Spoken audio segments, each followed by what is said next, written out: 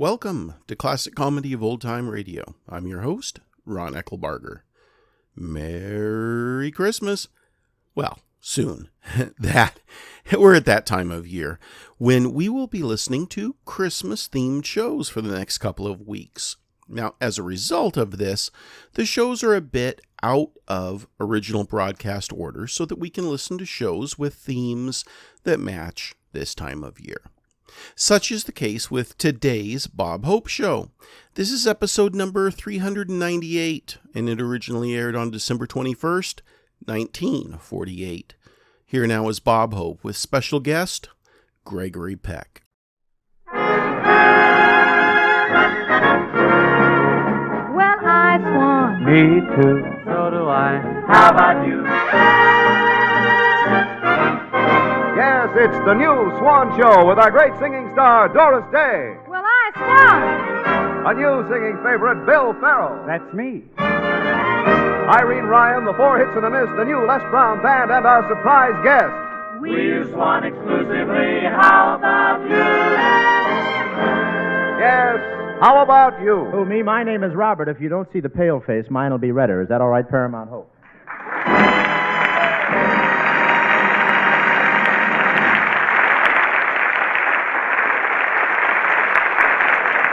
And now, Bob Hope's Swan's Eye view of the news.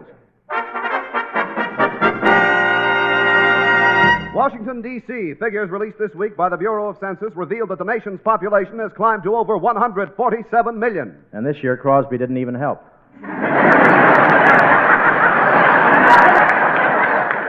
It's so crowded here in Los Angeles now, Mayor Barron has just issued a decree ordering all dogs to walk on their hind legs.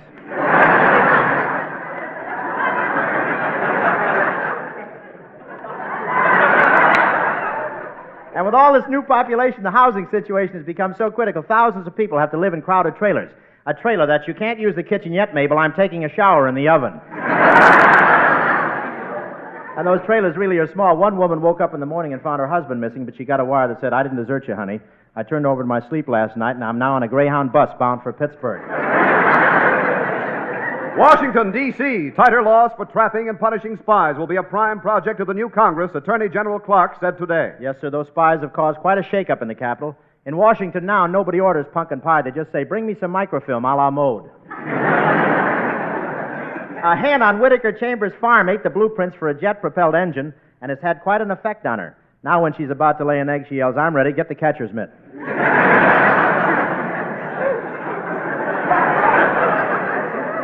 And all this spy investigation over here has had an effect on the Russian hit parade. Their three latest songs now are "You Call Everybody Comrade," "Buttons and Borscht," and "I'll Be With You in Pumpkin Cutting Time."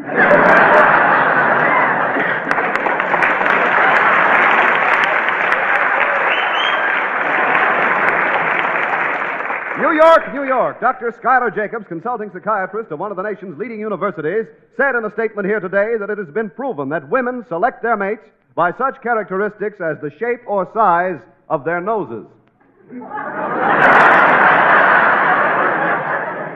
No comment.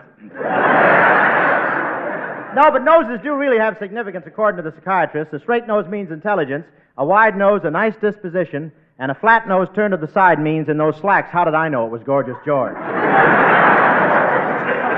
You know, a lot of girls want to get acquainted with a fellow so much they advertise in the paper. I answered one girl's ad and even sent her a picture of myself and signed it, "I'm ready."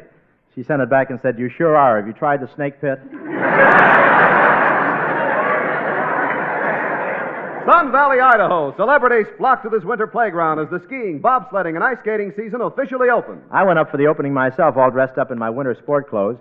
I came running out into the snow wearing 2 pairs of sunglasses, knee pants, open-toed snowshoes, and a purple beret. A penguin took a look at me and said, "I'd better lay off those Mexican cigarettes and go back to Cool's." John L. Lewis. John L. Lewis is taking up ice skating this year, too, but even though he's a beginner, he's not wearing a pillow. He's just combing his eyebrows around to the rear.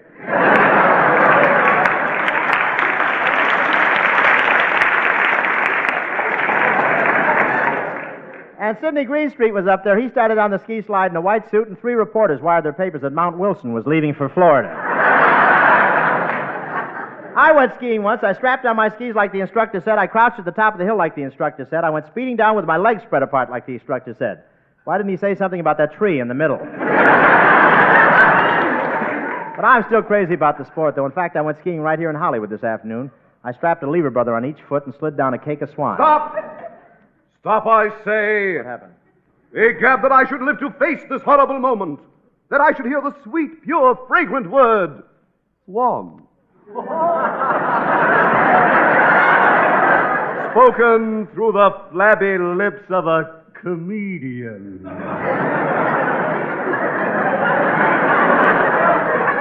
Must be Oscar time, huh? Heavens to Betsy, boy. Bubble Brain, have you been snapping your shower cap again? What's happened to you? Don't try to jest your way out of this. You, sir, have broken a trust. Mm-hmm. You have violated Section 5, Article 7 of the Lever Brothers Code. Tell me more. You said the word swan. And you weren't standing at attention.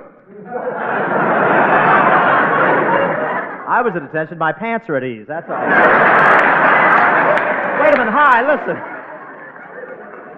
Couldn't resist it. I threw it in. Hi. I want you to know that I've used swan in the bath so often I can't stand at attention. I have such a soft white spine, I just dangle from the shoulder. Look, you dehydrated Don Wilson. I was just trying to help you sell the stuff. But, Bob, I need no help in selling Swan. It's the newer, better white floating soap made by a modern, patented process no other soap can use. A process that makes Swan as mild as finest Castile. Swan's rich, creamy suds rinse away so completely, it never leaves you with that taut, soapy feeling. Oh, and that taut, soapy feel is awful. I washed with another soap once, and my skin was so stiff they had to give me a rub down with hot blubber before I could tie my shoe. Honor. And that's just another reason to use Swan. And how the housewives go for it, because Swan is the perfect white floating soap. Just right for every soap and water job in the house. Break a cake of Swan in two. Use half in the kitchen, half in the bath. You'll find mild, pure Swan, the best soap afloat. Well, I swan.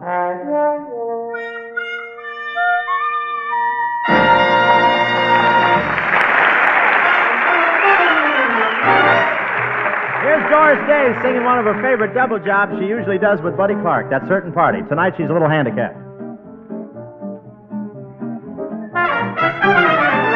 You know that little so-and-so on what you call it street? Right next door to, I forget his name. Well, since we met, I don't know if I'm on my head or feet. But anyway, I love him just the same. Has he got naughty eyes? Yes, I have got naughty eyes. That certain party. You know the one I mean. Sure, I know the one you mean. That certain party of mine. Naughty eyes, turned up nose, rosy cheeks, pretty clothes. But not a smarty. Mm-mm. Has he got everything? Yes, I've got most everything. That certain party of mine. I met her on a Saturday, or was it Friday night? Maybe it was Thursday.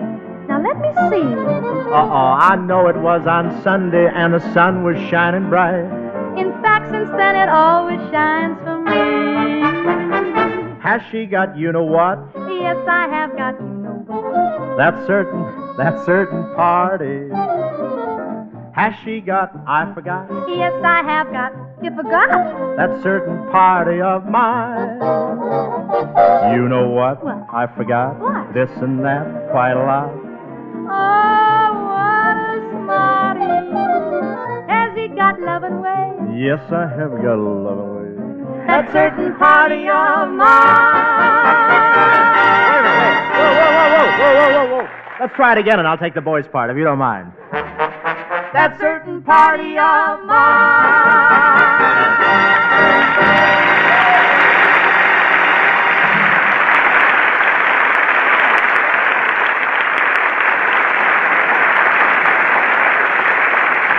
Doris, you sang that number beautifully, and you were great the other night at Les Brown's party. Wasn't it clever of Les to give give a party to celebrate the lifting of the recording band? Oh, yeah, it was swell. And that was such... Huh? You know, Bob, that was such an unusual game the musicians were playing. Spin Phil Harris. Well, he wouldn't let go of the bottle, you know. Oh, but it really was a wonderful party, wasn't it? Mm-hmm. And Bob, isn't Les a terrific host? Did you see the turkey he had? Yeah, I never did find out what her name was. Where do you find that brute? The minute she came into the room, I said to myself, that's either an ugly woman or a good-looking man. Oh, Bob, you certainly were popular at the party. The way all those girls flocked around you and brought you drinks and fought over who'd dance with you. Oh, Doris. Just imagine what a thrill it was for just plain ordinary me to be going out with great, big, wonderful, handsome you. You really mean it? Yes. I have so much more than Gregory. Why should I fight it?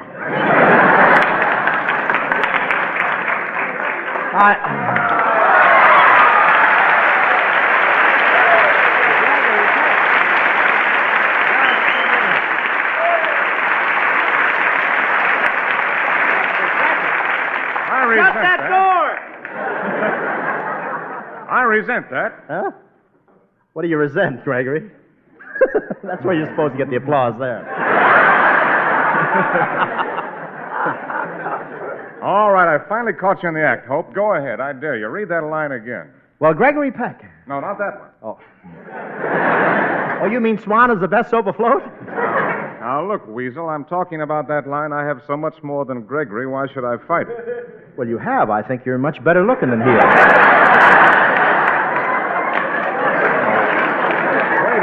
Wait a minute. I'm Gregory. Yeah, but you're Gregory Peck. I'm talking about Gregory Ratoff.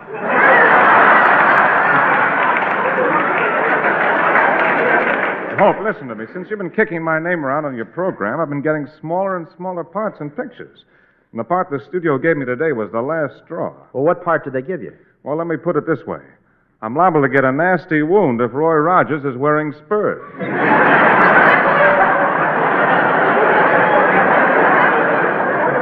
Well, gee, I'm sorry, Greg. Well, that's not all. People shun me. I have to sneak around corners and walk through dark alleys. I'm like a freak. You sound more like a Republican in Washington. But, Greg, let bygones be bygones. After all, this is quite an occasion having you on our show. Yeah, I've been waiting for months to see this guy who claims to have so much more than me. Well, what do you think?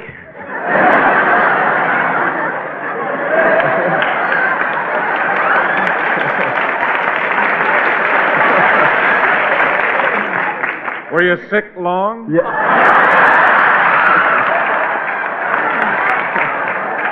Oh, you've got a lot of nerve saying you've got so much more than I have. Name one thing. Besides your stomach, that is. My stomach?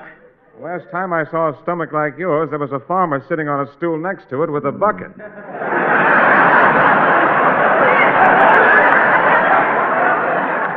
Well, it's just baby fat. Now, listen, Bob, either you stop using my name in your program, or all you'll want for Christmas is your 2 front teeth. Look, buttons and bow legs. You should be honored that I use your name on the show every week. Now, don't give me that honored stuff. As far as this show is concerned, it's goodbye, Gregory. But, Greg, it's good publicity for you. Goodbye, Gregory. A lot of people hear this show. It'll help your career. Goodbye, Gregory. If you let us use your name, I'll see that you get $100 every week. Hello, Mort.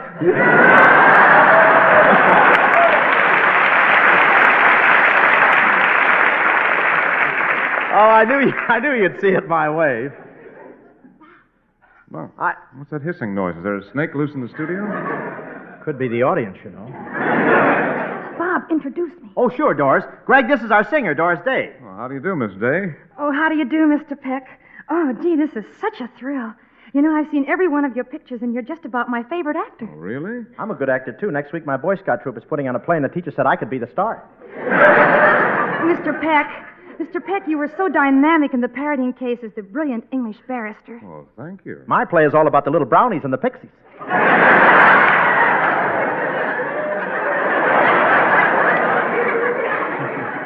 And in Gentleman's Agreement, you were really convincing as the fearless magazine writer. I play the part of a toadstool, and nobody can eat me because I'm poisonous.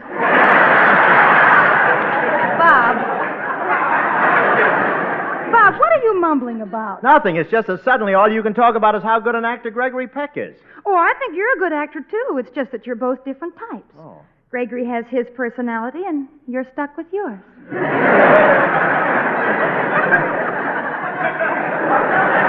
No personality. Listen, kid, all I know is that the last week Arthur Murray promoted me from sitting on the bench to dancing with him. And, wasn't prepared for that, was I? And not only that, but I can tell you... Bob, can I read it now? Oh, hello, Hi. Greg, this is Hi Everbeck, our announcer-type man. Well, how do you do, Mr. Peck? Can I read it now, Bob, my poem to Gregory Peck? Well? Ode to Gregory Peck. I never miss an opportunity to see you on the screen. Your acting is always dynamic, and your hands are always clean. Greg, he saw your last picture through a soap dish. Well, Bob, no matter how you look at it, Swan is the newer, better white floating soap. Better because Swan is made by a modern, patented process that no other soap can use. Its richer, harder-working suds rinse away so completely that dishes never need wiping. And Swan's richer suds keep your hands soft and smooth. That's true, Greg. My hands are so soft, if I want to wear a ring on my finger, I have to put a washer on first. And Swan is so economical because you can break it in two. Use half in the kitchen and half in the bath. And wherever you use it, you'll find that Swan is the best soap afloat. Oh, thank you, Hi. You did a fine job for Swan. Take 2 Lever Brothers out of petty cash. Gee, Bob, you certainly have a lot of talented people on your show. That Hi Everback reads very well. Yes, he does. And Doris, you sing beautifully. Oh, it's so nice of you to say so. Greg, how about me? You'll be a big hit as a toadstool. Well, I have to be running along, Bob. It was nice seeing you again, and it was very nice meeting you, Doris. Oh, the pleasure was all mine. And now that you're leading, Mr. Peck, I guess I ought to confess something. Oh, what? Well, even though I like Gary Cooper because he's the tall, silent type, and even though I'm fond of Clark Gable because he's got such a muscular build, and I like Bogart because he's rough and tough. Yes? Well, Mr. Peck, when I look at your picture every night on my dresser, I don't have to turn off the light switch. I just black out.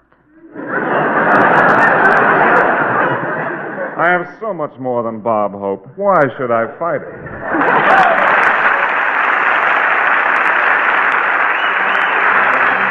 Thank you, Linda. Here's our Berlin boy bond singer, Mr. Bill Farrell, doing the appropriate number, White Christmas, with a Les Brown attachment. Come on, Bill.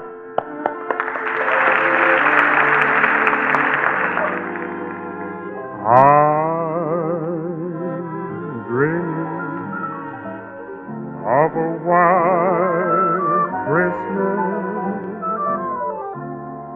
just like the ones I used to know, where the treetops glisten and children listen to hear sleigh bells in the snow. Jingle bells, jingle all the way. I'm dreaming of a white Christmas with every Christmas card I write. May your days be merry and bright,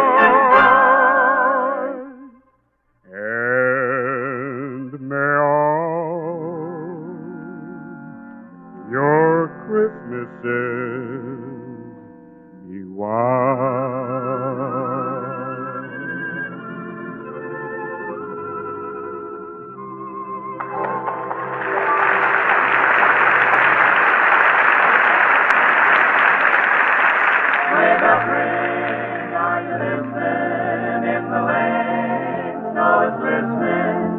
A beautiful sight, we're happy tonight, walking in the winter wonderland. In the lane, snow is glistening, sleigh bells ring, are you listening? Gee, just 3 more days, I've got to get a Christmas tree. But I don't see why I should pay for it. It's so foggy, nobody will see me if I cut a tree right down. Put one right down here at the edge of this park. Boy, this is a tough one. I'll get it.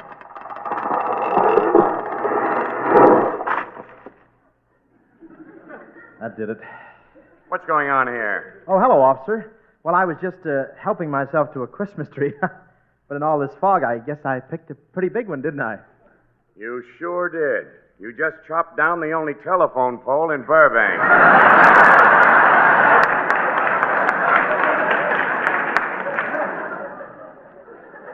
Well, I couldn't see very well. It's so foggy, and I'm sorry. Yeah. Well, get out of here and don't let me catch you around this park again. Oh, I won't. I promise, officer. If I'm not telling the truth, may I never get an offer from some other network.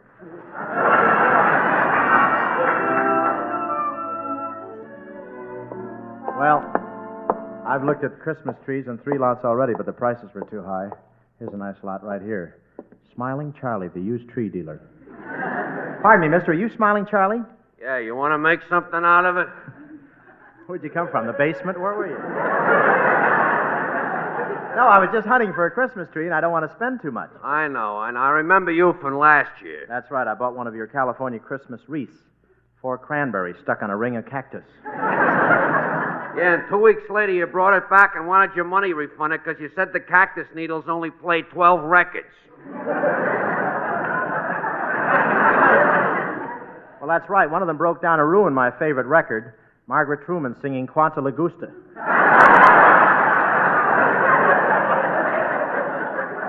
With Harry tap dancing the second chorus. Look, nozzle schnozzle. Now, wait a minute. Why don't you go crazy and spend some money? Why don't you treat yourself to me Christmas Deluxe special for $32? Well, what would I get for that? Oh, it's sensational. I not only deliver the tree, but when I get to your house, I throw a few sprigs of holly around the floor, fill me mouth with popcorn, sing White Christmas, and snow on you for 10 minutes.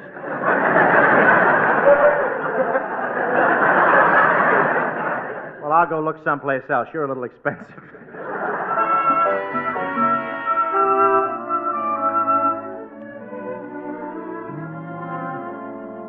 Gee, there's a lot there with just one Christmas tree left on it. Poor little tree. Must feel like Fred Allen on Sunday night.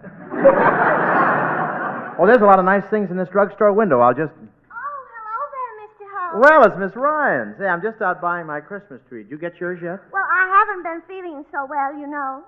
And in my condition, I thought it would be silly to squander a lot of money on a Christmas tree.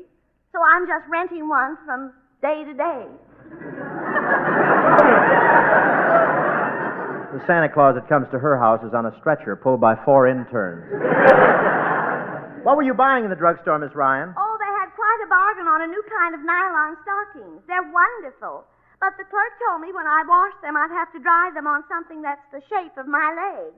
But he couldn't find anything exactly that shape. Well, what did you do? Well, he finally sent me to the golf department to see if they had a putter. Well, you should have reported that clerk to the manager. I did. I told him that the clerk said my legs looked like a couple of golf clubs. And what did the manager do? He looked at my legs for a minute and sold me a golf bag. Mr. Holt. What? Well, my feelings are kind of hurt, and you're a fair person. You saw me once at the beach in a bathing suit, and I want you to tell me the truth. What do you think of my figure? Hello, Mort. Well, you may not think so now, but there was a time when I was quite attractive, and I had a boyfriend in the Army. Well, what happened to him? Well, they sent him overseas, and while he was over there, he fell in love with one of those foreign women and got married. Oh, one of those French girls? No, Cuban. This was the Spanish-American War.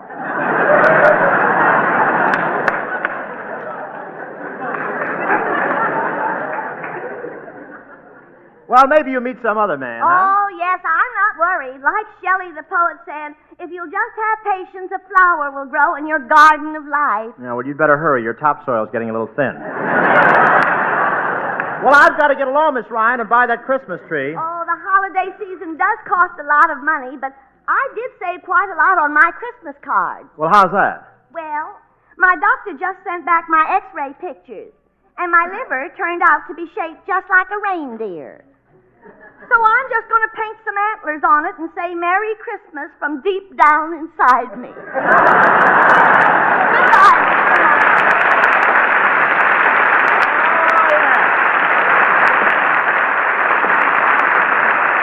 Goodbye, Miss Ryan.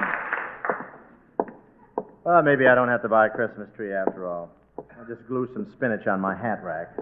Merry Christmas, everybody. Well, it's my old friend Santa Claus. Happy Yuletide to you. What's happy about it? I got chilblains on my feet. My hands are so cold I've been ringing the bell with my teeth. And this morning they shut off my grandfather's Social Security. Well, why should you worry about your grandfather's Social Security? He's dead. I've been collecting it. Things are horrible. Put some money in the pot, boy.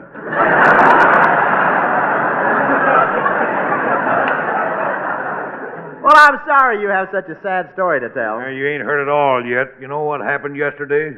My wife ran away with the neighbor next door. Oh, gee, that's terrible. How could that happen to you? Oh, I don't know. Just lucky, I guess.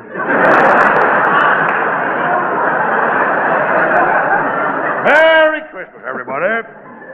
I don't know if I ever told you or not, boy, but I come from awful poor folks.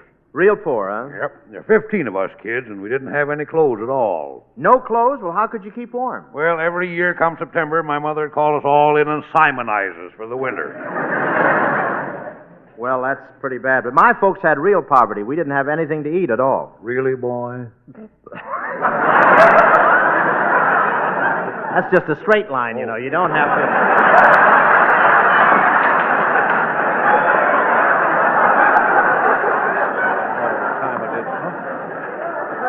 Sneaky fellow actor. Yeah, all right, we'll go. Yeah, we had... Give me that in there. We had real poverty at our house.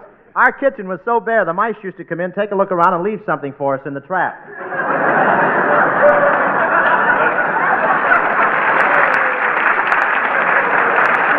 Let me tell you something about the mice in our house, boy. We had hundreds of mice. We didn't have any cheese to catch them with. No kidding? The only thing we could catch a mouse with was to bait the trap with an IOU. Put some money in the pot, boy. Just a second, Santa. Who does this money go to? Well, it goes to buy parachutes for baby kangaroos that fall out of their mother's pouches. Look, do you realize that what you're doing is practically larceny? It is?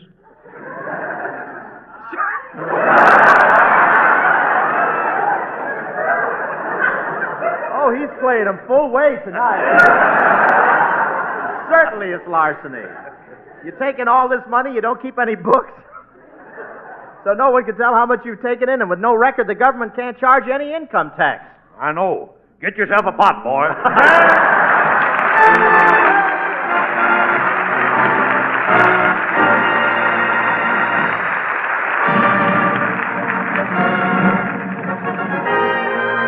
Okay, Walter.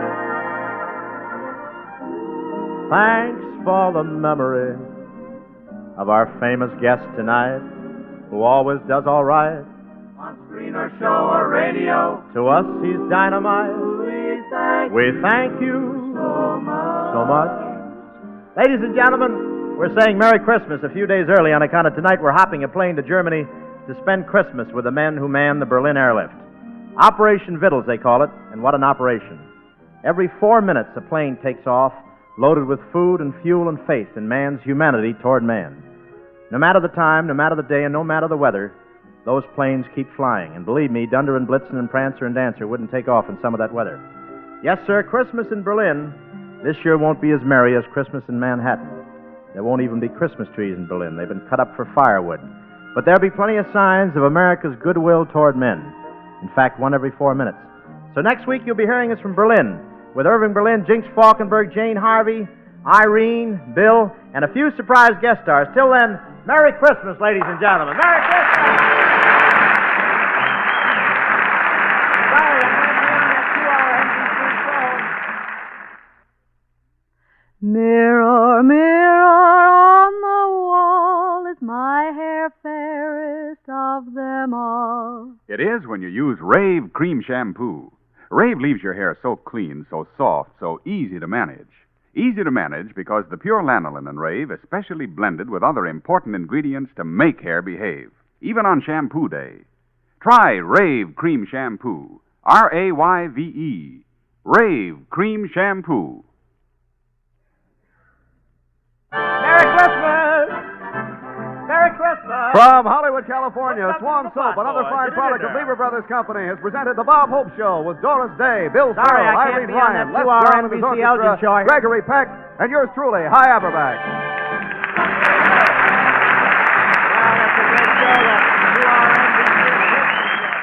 This is NBC, the National Broadcasting Company.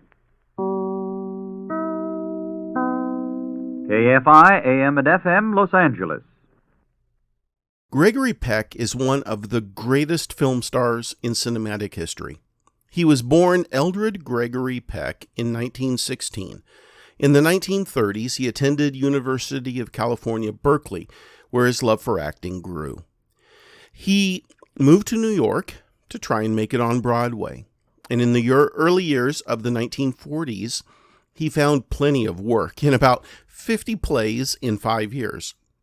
He was kept out of the military in World War II because of a back injury, and leading men were in short supply. In only his second film, The Keys of the Kingdom, in 1944, Peck was nominated for a Best Actor Oscar for his portrayal of a Roman Catholic priest serving in China. It catapulted him to stardom. For almost the next 60 years, Gregory Peck starred in some of Hollywood's greatest films. Here are just a few of his roles. In 1946, he was Penny Baxter in The Yearling, for which he was nominated for a Best Actor Oscar. He was Philip Green in the 1947 Gentleman's Agreement. Again, for this role, he was nominated for a Best Actor Oscar. And then in 1949, in 12 O'Clock High, he played Brigadier General Frank Savage, and again was nominated for a Best Actor Oscar. In 1952, Harry Street in The Snows of Kilimanjaro. 1953, Joe Bradley in Roman Holiday. 1956, The Man in the Gray Flannel Suit, Tom Rath. In 1956 as well, he played Captain Ahab in Moby Dick. In 1959, Lieutenant Joe Clemens in Pork Chop Hill. In 1961, The Guns of Navarone, Captain Keith Mallory. In 1962, Cape Fear, he played Sam Bowden. Also in 1962, in How the West Was Won, he played Cleve Van Velen. Also, again in 1962, he played Atticus Finch in To Kill a Mockingbird, for which he won the Best Actor Oscar. Busy year for him in 1962. In 1976, he was Robert Thorne in The Omen. In 1977, General Douglas MacArthur in MacArthur. And in 1978, Joseph Mengele in The Boys from Brazil. In 1969, Lyndon B. Johnson honored Gregory Peck with the Presidential Medal of Freedom, which is the nation's highest civilian honor for his humanitarian efforts. In 1999, the American Film Institute named Gregory Peck number 12 of the greatest male stars of classic Hollywood cinema. Gregory Peck died in 2003. He was 87. Please send your questions and comments to host at classiccomedyotr.com. Come back next Wednesday for another episode of The Bob Hope Show, and check in on Friday for the next installment of The Life of Riley. Please go to our website, classiccomedyotr.com, and consider giving this show a Christmas gift of your support by clicking on the Become a Patron button or the Donate button. Until we meet again, in the words of J.K. Rowling from Harry Potter and the Sorcerer's Stone, "One can never have enough socks," said Dumbledore. "Another Christmas has come and gone, and I didn't get a single pair. People will insist on giving me books."